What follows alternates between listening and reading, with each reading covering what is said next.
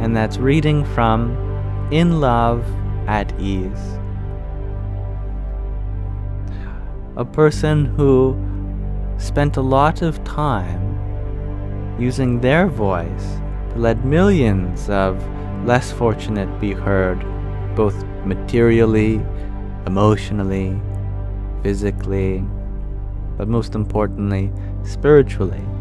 This is Everyday Spirituality with Pramukh Swami Maharaj. And you got it, Marcy, yes. That is how you spell Akash in Devanagari. Took a few attempts, but then again, creating space itself is no easy task, is it?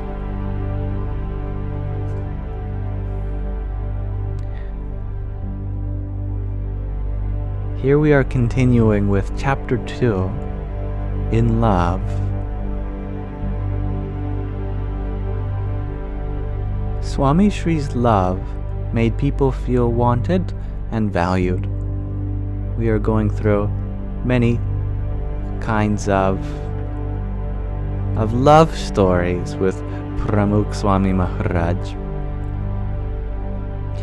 The late Pandit Jasraj was tuning his tanpura and marveling at the crowd present in the marquee.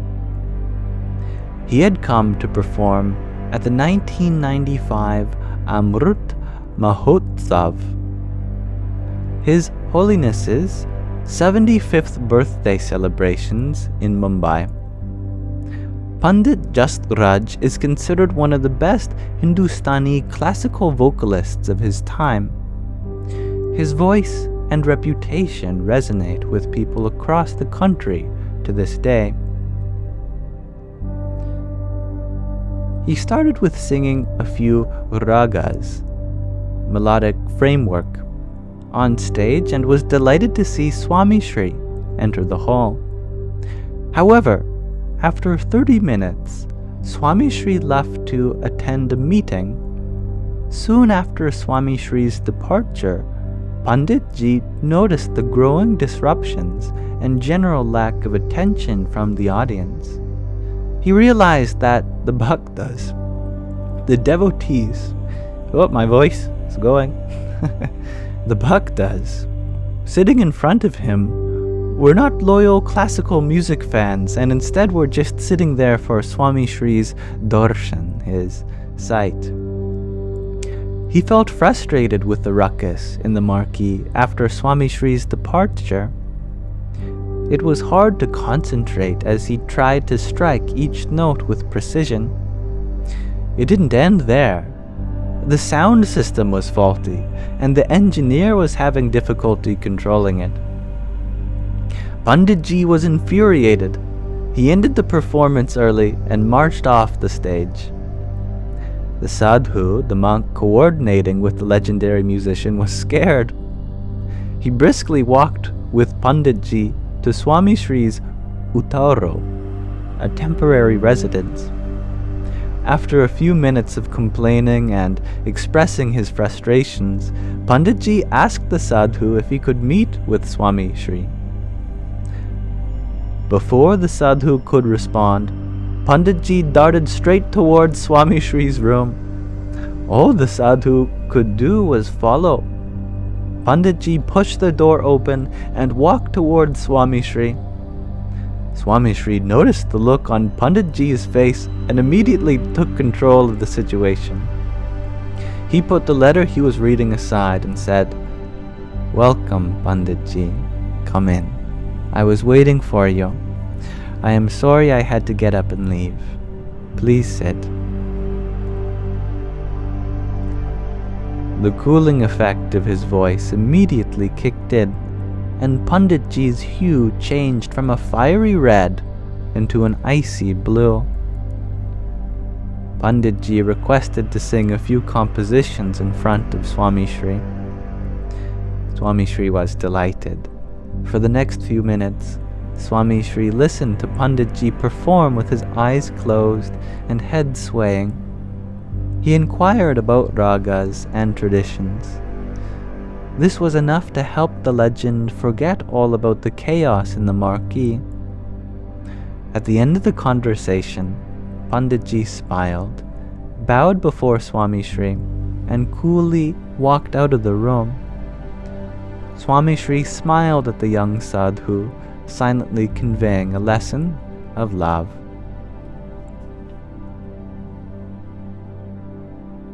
Love requires effort from our end. The effort to remember, reach out, and keep in touch. Swamishri made such an effort and showed us its lasting effects. In 2008, while traveling with Swamishri in Ahmedabad, I made a trip to Mumbai to meet a few musicians and escape the sweltering heat in Gujarat. After returning to Mumbai, I rejoined the attendants in serving in Swamishri's kitchen. The next morning, I accompanied the sadhus for darshan on top of the mandir in Ahmedabad. Swamishri was walking around the back of the mandir while greeting sadhus. He saw me standing on the side wearing a t-shirt and the white traditional lengo bottoms. I had taken off the long white jabho top to avoid the heat. Swamishri called me closer and asked, "Where have you been? I was looking for you all over and have been asking everyone where you were. No one knew. Do you think it is okay to disappear just like that?" I was stunned. I did not even think Swamishri would have noticed. I replied, "I was in Mumbai. It was just a few days. I did not bother telling you because I did not want to trouble you. You have packed days and late nights." Swamishri looked at me sternly. "You troubled me by disappearing without telling me. If you cannot get a hold of me, always tell my personal attendant, Dharma Charandas.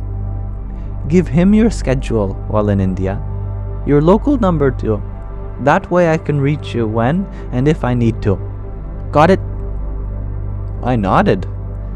He turned to Dharma Charandas Swami and instructed him to ask me for my contact and schedule as soon as I landed in India.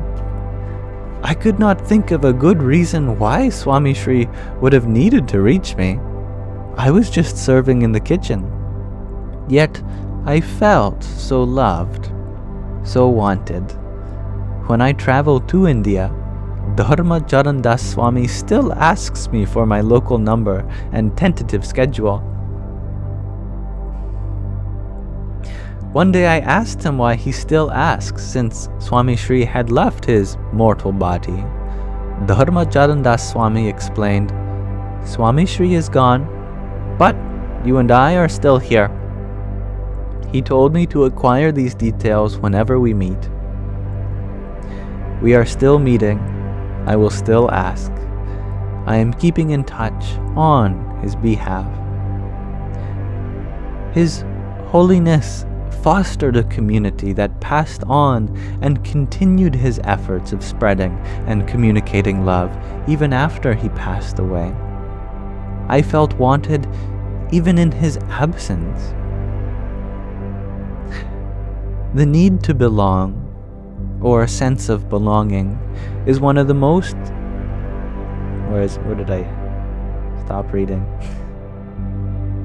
Yes.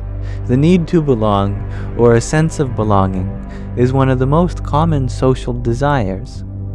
Swamishri was mindful that social, personal, or physical differences can lead people to feel excluded or unseen.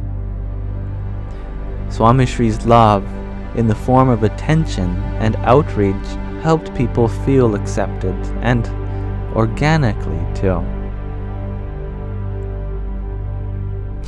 One late afternoon, Swamishri was preparing to leave the mandir in Bochasan.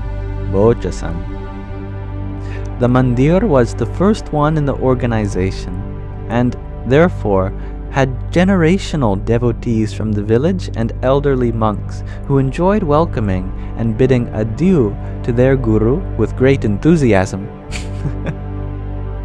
The entire courtyard would be filled with devotees straining to catch a glimpse of their guru.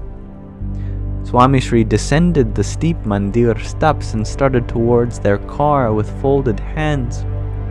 The bhaktas, devotees, then noticed Swamishri walking away from his car and the courtyard towards a pillar in the adjacent sabha, sangha, gathering hall. The crowds cleared as Swamishri approached the gentleman leaning against the pillar. He gently placed his hands on Manibhai's head and said, "Jai Swami Narayan." Manibhai was startled.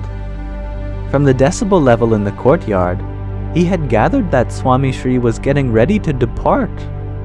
He typically sat out such festivities, and today was no different. He had traveled from the village of Dasra to be in Swamishri's presence on this last day. However, he had been unable to approach Swamishri due to the overwhelming crowds. Manibhai was blind.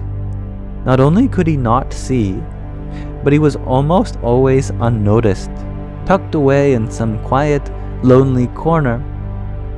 He asked who it was. Swamishri replied, "It's me, Pramukh Swami. I noticed you were sitting here by yourself while coming down the mandir steps. I wanted to make sure that I did not leave without meeting you. All well? How are the rains in Dasra this time?" Manibhai was at a loss for words. His eyes sparkled with tears of joy. Swamishri comforted him by caressing his head. The elderly gentleman would never forget the day that his guru included him in a community from which he routinely felt left out of. Swamishri's love did not carry the weight of pomp and performance. The guru could have easily have told someone to bring Manibhai to the courtyard. Instead, he avoided the performance and walked over himself to the silent corner where Manibhai stood alone, reaching out to comfort him instead, to converse with him and to make him feel included. Manibhai shared the story with his friends and colleagues for the rest of his days. And we'll pause our reading of Swamishri's love stories like these, and we'll continue this at another time. But thank you everyone for listening. A very lovely book thus far, and I'm so grateful for Sky Guardian for sending it our way for us to read. On behalf of Yogi Trivedi, the author, who is also very happy that we are reading it. Papa's book. I've mentioned this before, but I also want to mention it again. All the proceeds from the book go to tribal education schools in India as well, which is just a lovely additional piece of information for you. And that concludes our penultimate section